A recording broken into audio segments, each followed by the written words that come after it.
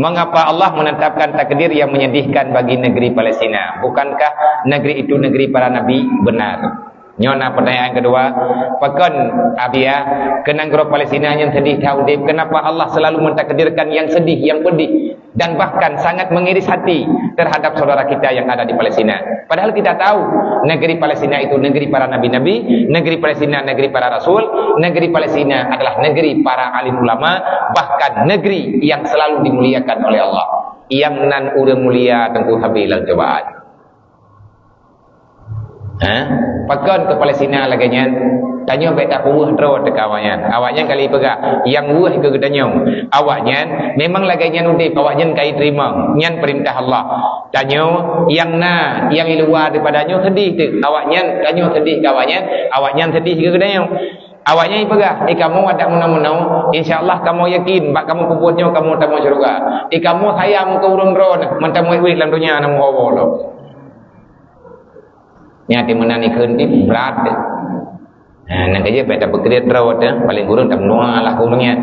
Yang jelas orang yang dimuliakan itu selalu sering dalam kesedihan han kepumangan di Allah Ta'ala dalam dunia takut tua ke akhirat. Yang terakhir abia nalun temayang bajut kiban masa urang cik tanya kamu meninggal tapi hana pernah ke semayang wate dunia puwa yang tak kirim doa hana pernah truk karena disebabkan karena ganya hana ke semayang insyaallah truk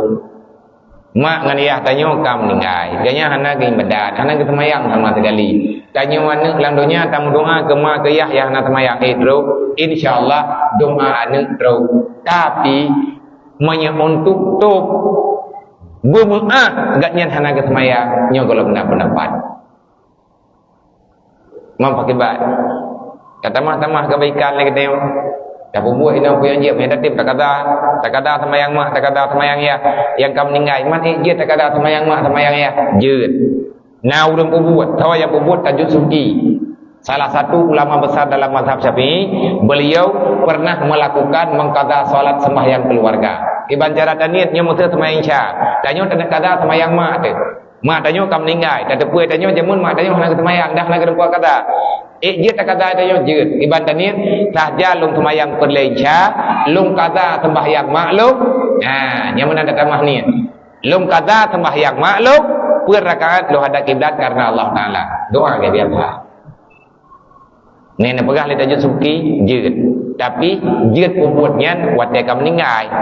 bek rencana tanya tayu semayang baneu terlantor tanya gam ho ke kat main syakir dah nya haikap wallahu alam kabi katru 12